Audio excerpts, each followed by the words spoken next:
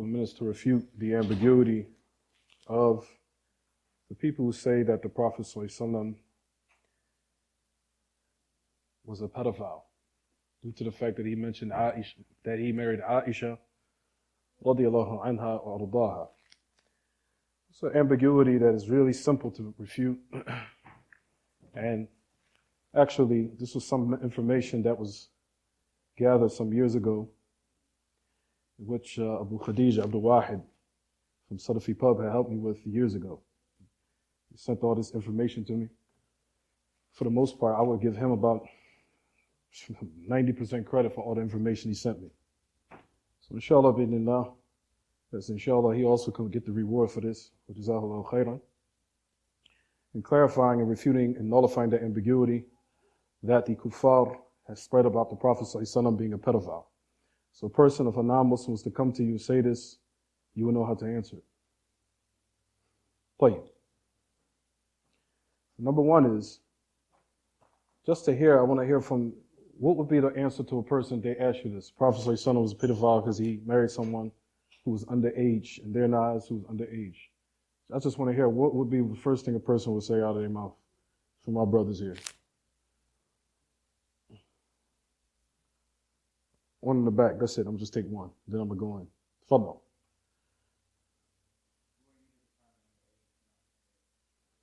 Nine years old. I say a 9-year-old girl. How can a grown man marry a 9-year-old girl? Now a Muslim comes to you and say that. What would you say?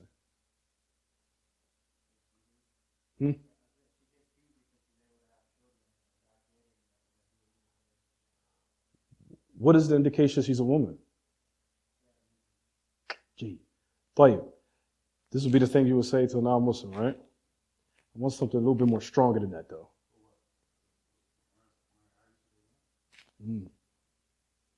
How can a grown man marry a woman that young, or a little girl that young? That's what they'll say.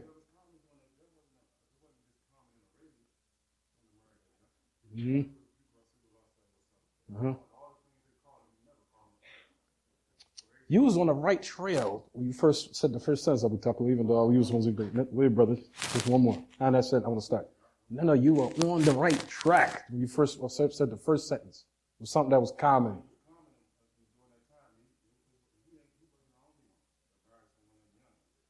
Meaning what?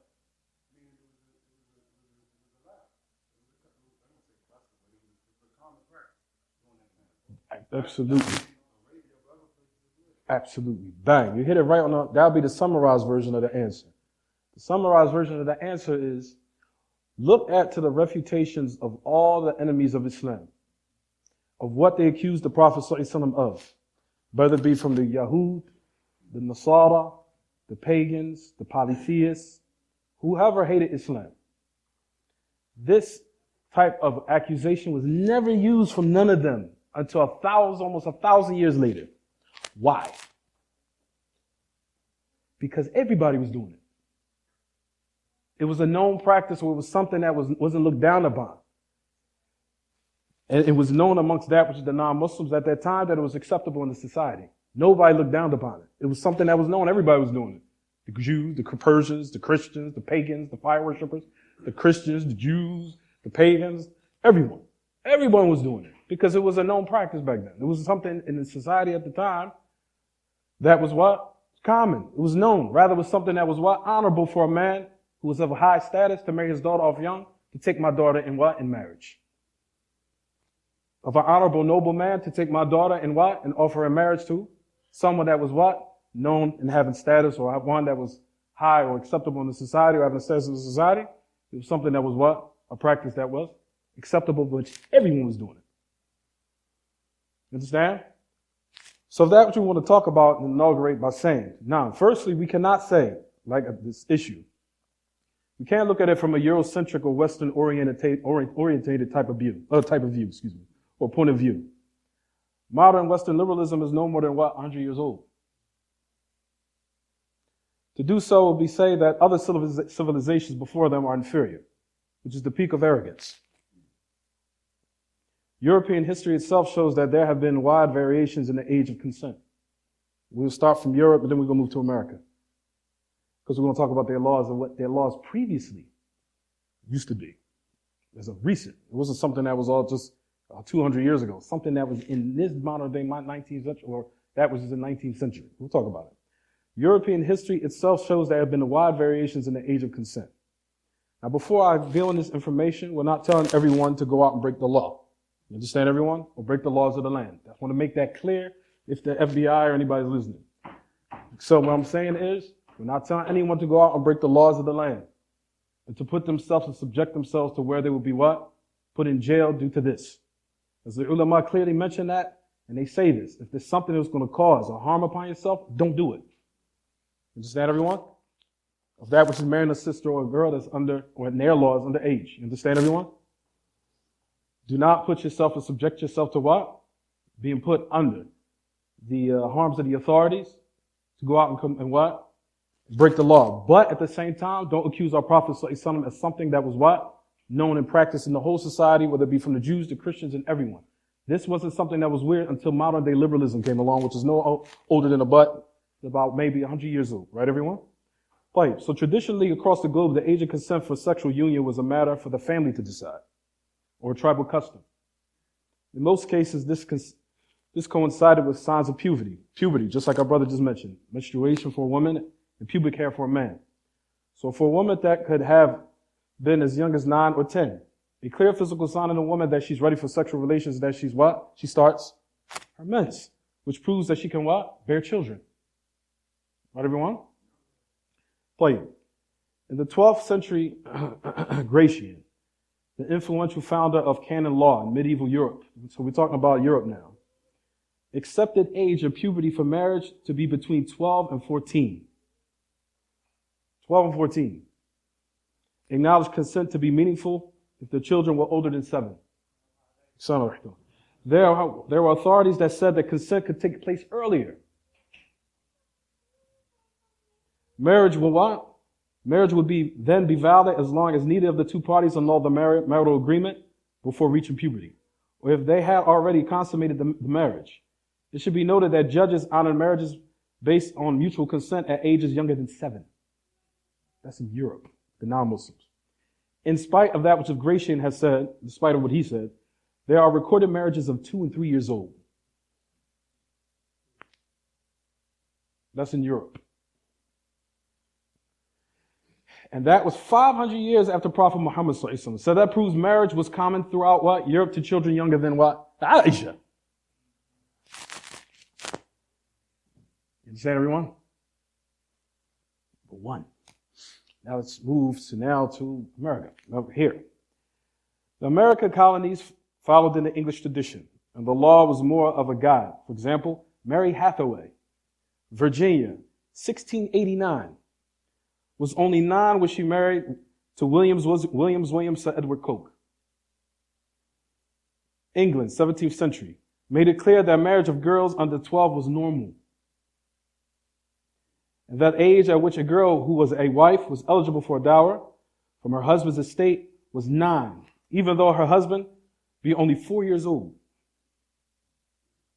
17th century.